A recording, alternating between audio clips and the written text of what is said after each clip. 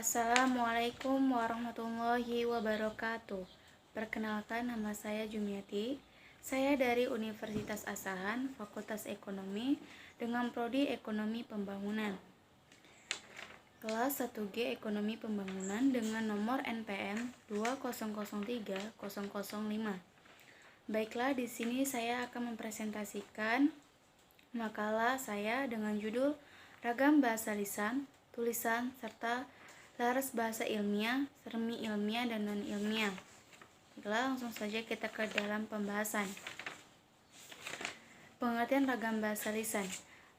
Pengertian ragam bahasa lisan adalah ragam bahasa yang diungkapkan melalui media lisan terkait oleh ruang dan waktu, sehingga situasi pengungkapan dapat membantu pemahaman.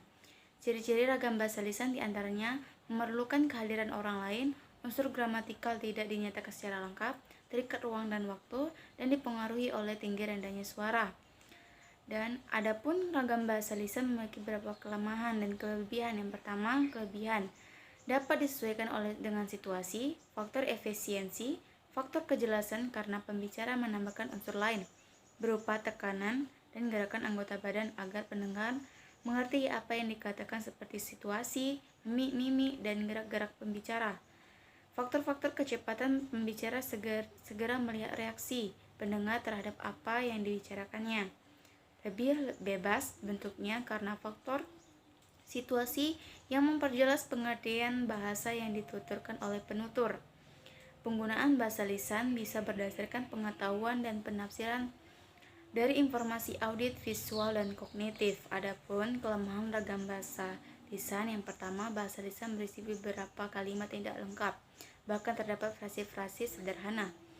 Penutur sering mengulangi beberapa kalimat. Tidak semua orang bisa melakukan bahasa lisan secara baik. Aturan-aturan bahasa yang dilakukan seringkali menggunakan ragam tidak formal. Yang kedua, ragam bahasa tulis. Ragam bahasa tulis adalah ragam bahasa yang digunakan melalui media tulis, tidak terikat ruang dan waktu, sehingga diperlukan kelengkapan struktur sampai pada sasaran secara visual atau bahasa yang dihasilkan dengan memanfaatkan tulisan dengan huruf sebagai unsur dasarnya. Ciri-cirinya, yang pertama, tidak memerlukan kehadiran orang lain, unsur gramatikal dinyatakan secara lengkap, tidak terikat oleh ruang dan waktu, serta dipengaruhi oleh tanda bacaan atau ejaan. Selanjutnya kita memasuki ke dalam ragam bahasa ilmiah. Kalimat ilmiah adalah tulisan yang ditulis atau disusun secara sistematis dan logis. Bahasa tulis ilmiah merupakan perpaduan ragam bahasa tulis dan ragam bahasa ilmiah. Dalam kehidupan sosial dan sehari-hari masyarakat Indonesia, baik secara lisan maupun tulisan, digunakan berbagai bahasa daerah, termasuk dialeknya, bahasa Indonesia, dan atau bahasa asing. Contohnya, penelitian ini mengkaji teknik pentajaman objek yang efektif dan efisien. Ketua kelompok itu memiliki argumen yang tepat. Barisan upacara itu memiliki informasi yang rapi. Soekarno menjadi figur yang baik buat bangsa Indonesia. Semakin lama zaman semakin modern. Adapun macam-macam ragam bahasa ilmiah, yang pertama cendekia, kedua lugas dan logis, ketiga jelas, yang keempat padat dan ringkas, yang kelima formal dan objektif, yang keenam gagasan sebagai pangkal tolak, yang ketujuh penggunaan istilah teknis konsisten. Contoh dalam bahasa ragam ilmiah yang cendekia, kemajuan informasi pada era globalisasi ini dikhawatirkan akan terjadi pergeseran nilai-nilai moral bangsa Indonesia, terutama pengaruh budaya barat yang termasuk ke negara Indonesia yang kemungkinan tidak sesuai dengan nilai-nilai budaya dan moral bangsa Indonesia. Nah, lugas dan logis.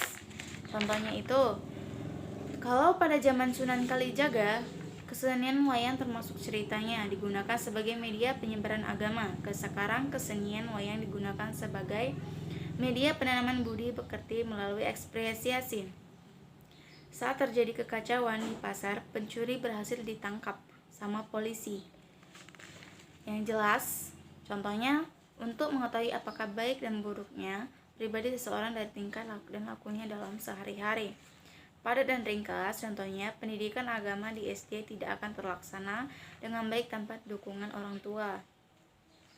Formal dan objektif, contohnya, Menurut Mulyono 1989, bahasa ilmiah itu lugas, eksak, dan menghindari kesamaran dan ketaksaan dalam pengungkapan. Contoh gagasan sebagai pangkal tolak, kita semua tahu pendidikan di lingkungan keluarga sangat penting dalam penanaman moral Pancasila. Contoh dari penggunaan istilah teknis, contohnya Hazard Analysis Critical Control Point atau HACCP adalah sistem penjaminan mutu dan keamanan dengan pangan yang sangat dianjurkan oleh Badan Keamanan Internasional Codex Alimentarius Commission atau CAC yang diterapkan di industri pangan. Ragam bahasa semi ilmiah adalah kalimat yang membentukkan katanya tidak terlalu formal, tidak terlalu mengikat metode ilmiah, tetapi tetap konsisten terhadap struktur kalimat yang lengkap dan objektif atas tulisan tersebut. Kalimat semi ilmiah biasanya digunakan pada artikel, editorial, reportase. Contoh kalimat semi ilmiah, manga merupakan sebutan untuk komik di Jepang. Tidak ada yang tahu secara pasti kapan komik masuk pertama kali di Jepang. Tetapi pada mulanya komik Jepang adalah peniruan dari film animasi atau Walt Disney oleh Osamu Tezuka tahun 1928 sampai 1989 dan merupakan cikal bakal dari komik Jepang modern. Ciri-ciri dari ragam bahasa ilmiah yang pertama, ditulis berdasarkan fakta pribadi, fakta yang disimpulkan subjektif, gaya bahasa konotatif dan populer, tidak memuat hipotesis, penyajian dibarengi dengan sejarah, bersifat imajinatif, situasi didramatis, di situasi bersifat persuasif, tanpa dukungan bukti. Jenis-jenis yang termasuk karya non-ilmiah yang pertama dongeng, cerpen, novel, drama, dan roman. Adapun ragam bahasa non-ilmiah adalah karangan ilmu pengetahuan yang menyajikan fakta pribadi dan ditulis menurut metodologi penulisan yang baik dan benar. Satu ciri yang pasti ada dalam tulisan fiksi adalah isinya yang berupa kisah rekaan. Kisah rekaan itu dalam praktik penulisannya juga tidak boleh dibuat sembarangan unsur-unsur seperti penokohan, plot, konflik, klimaks, setting, dan lainnya. Ciri-ciri dari bahasa non-ilmiah yang pertama emotif, yang kedua persuasif, yang ketiga deskriptif, dan yang keempat jika kritik ada kalanya tanpa dukungan bukti. Nah, dari contoh kalimat non-ilmiah yang pertama, Demi adalah mahasiswa angkatan 2008. Ibu pergi ke pasar untuk berbelanja. Nidji sedang konser di JJJ. Baiklah, itu saja yang dapat saya sampaikan tentang makalah ragam bahasa, lisan, tulisan, serta selaras bahasa ilmiah, semi ilmiah, dan non ilmiah. Apabila ada kekurangan, saya mohon maaf. Saya akhiri dengan Assalamualaikum warahmatullahi wabarakatuh.